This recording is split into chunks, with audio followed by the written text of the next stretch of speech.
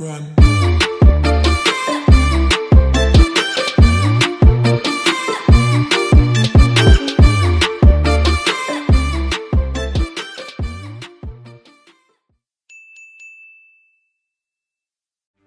And you can see all those goals in the highlight show after we finish here at 10:30.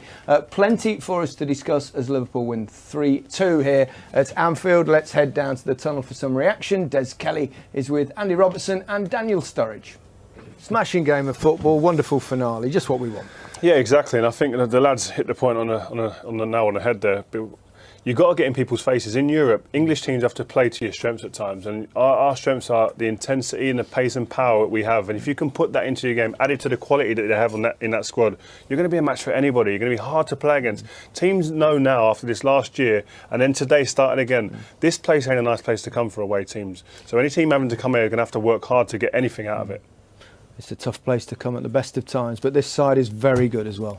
Yeah, but we spoke before the game about Robertson and Trent, going up against Mbappe and Neymar, and they had a very poor game, Mbappe and Neymar. Is it because they weren't ready, or was it because of Trent and Robertson playing very well? I think it was because they played so well, because every time they got the ball, Robertson was so close to Mbappe. He didn't have any space to run at him, and they'd done the homework before the game. Overall, they were better in pretty much every compartment, weren't they? I thought so, yeah. Right from minute one, right to the end, I thought they were better. It's fascinating because many moons ago, we're looking at the English Premier League really and saying we've got all the intensity, but we've not got the technique, we've not got the, now all of a sudden we can play and we've got that. Well, there's a lot of foreign players in our league as well, so there's no reason why we wouldn't be technically. Our teams now are really at it. They're fit. Do you think we've reached a stage now where English football could be dominant again in I do. Europe, in Champions League? I really fancy. I fancy two teams this year. It's either Manchester City or Liverpool. I fancy to win the Champions League. I really think it's going to be an English team. We've been creeping back in the last few years, of course, with Chelsea back, and then Liverpool in the Europa League final. We've had Liverpool in the Champions League final last year. I think it's our turn, and I think we'll be here to stay for a good period of time as well. Interesting. Let's see the winning goal. Fabulous. Perhaps it was in celebration, going yes. I hope so. We'll give them the benefit of the doubt on that one. I think you have to. I think the way that this team look, the bond they have out there on the pitch at the moment, I think Salah's celebrating in his own way. What do you think? Shall we have another look? Let's have another look, see what you think. I think he's happy, the he's first happy. picture. He's got a mouthful of water. Yes, he's throwing it down as if the first picture, his hands were up. Yeah. So he enjoyed the first. He should be relieved because he did give the ball away for the goal that went. I think that's Mbappe's goal was two. That's what they do when they're world-class players. Back to the first half, 3 goals in the first half. First one was Daniel Sturridge, summed it up pretty well. It's interesting he was saying there about Neymar, wasn't it, that he's so good going forward, but we felt we could capitalise down that right-hand side, and he certainly did. Yeah, Alexander-Arnold was the outball all day long. And eventually, what a footballer he is. Oh, wow, what a game he had. He is a serious young footballer, isn't he? But every time they would play it to Trent, and it would be Di Maria coming out from the middle because Neymar wasn't tracking back. So it was killing Di Maria really, and I wanted to see Liverpool just keep switching the play all the time, because that was always the out.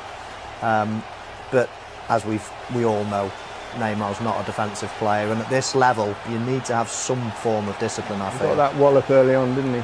Yeah, I think this just really shows to young players that watch the game that no matter how much talent you have, or get out of the stadium, no matter how much talent you have as an individual, you have to buy into the team work ethic. You have to buy into the structure of a team for you to be able to then have the platform to play as well. And far too many occasions we saw him, not only him, but Mbappe as well, too narrow, not worrying about their defensive responsibilities at all. But that clip we just saw there is always going to be one moment in a game where these superstars do produce a moment. He came up with the assist, albeit fortunately for Mbappe, but this team disappointed us today. They didn't play with any type of...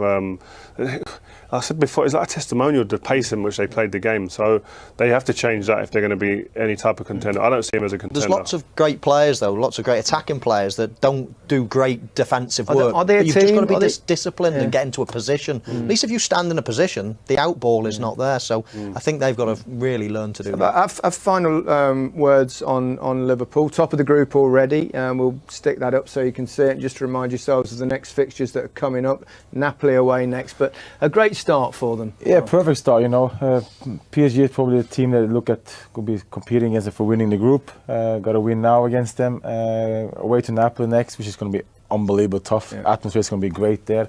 But yeah, they want to keep the momentum going. 5 wins out of 5 in the league. Now they win this game, so they just want to keep going, getting wins done and getting confidence. They're going to be a threat on all fronts. Surely they're going to win a trophy sometime soon. They're tailor-made for Europe. They're playing brilliant in the Premier League. I'm sure they're going to win a trophy this year. Ria? And he certainly had his eye in for Liverpool as he scored the winning goal as they beat Paris Saint-Germain by 3-2 at Anfield. There is the table as Liverpool top at the other match between Red Star Belgrade and Napoli finished in a draw, and Liverpool are away to Napoli next. PSG welcome Red Star Belgrade to Paris. Damien, Firmino, the hero with the late goal, they thoroughly deserved the victory though, didn't they? It looked like it wasn't going to come. Yeah, absolutely, Dara. They would have been kicking themselves if it finished 2-2. Here's the goal here, Mbappe trying to break, a bit like Salah for the Paris' second goal, but unbelievable, feat from Firmino. At the same time, you'd have to say awful defending for Marquinhos. There you go, Mbappe edge of his box. But the feet, like I said, from Firmino, that little chop, Marquinhos doesn't even lay a hand on him, ends up turning. And like all great strikers, expect to get your shot off through the legs, and the keeper doesn't see it at all. But like I said, thoroughly deserved. Paris, like I said, they're not used to playing this tempo, this speed. It just seemed a shock to them from start to finish. Yeah, they had little spells without really ever upping their own tempo. And like I said before the game, for me, this is why they won't win the Champions League. They're just a team of individuals, and the individuals, granted, can hurt you, like Mbappe and Neymar, but they won't go anywhere close, whereas Liverpool, I think, to be there and thereabouts in the knockout stages again this year. Yeah, there was at the end of that celebration from Klopp a rather curious shot of Salah. That was him actually watching the goal celebration, and he threw the water bottle to the ground. Make of that whatever you will. Richard, we're going to look at the goal that looked for a long time, well, for 7 minutes or 8 minutes, as if it had got PSG a point. Mbappe's goal, Salah's mistake. Yeah, Salah was looking tired at this stage. You give the ball away rather easily, and then what Damien was saying about individual brilliance, they have it. Neymar, what he wants to do is direct straight at the middle of Liverpool's defence. I thought Van Dijk probably could have been stronger in his tackle, but when it fell to Mbappe, you sensed he was just going to stick it away. It's 12 yards out, and it was a cool finish into the corner. And I think that's what they were waiting for in the second half. They knew Liverpool would press and press and press, but they wait for these opportunities to score the goals, to take them moments of quality. And for me, I think Liverpool played it safe and let PSG in the game. And then as soon as they needed goals, they scored again, Liverpool. PSG, I thought, were poor tonight. Yeah. They have their moments of quality, but in general, I thought mentality, defensively, everything, I thought they were really poor. Yeah, and I think Ray made the comment in commentary, and you guys had the same view here, that there was no intensity from them at various times during the match. Sure, they got it back to 2-2, but the type of intensity that you're going to need to beat a side like Liverpool just wasn't there for long periods. No, they haven't got it. They haven't got it in their makeup. I don't think they've had it since they've built this team over the last 6 or 7 years, but they've never had that sort of player.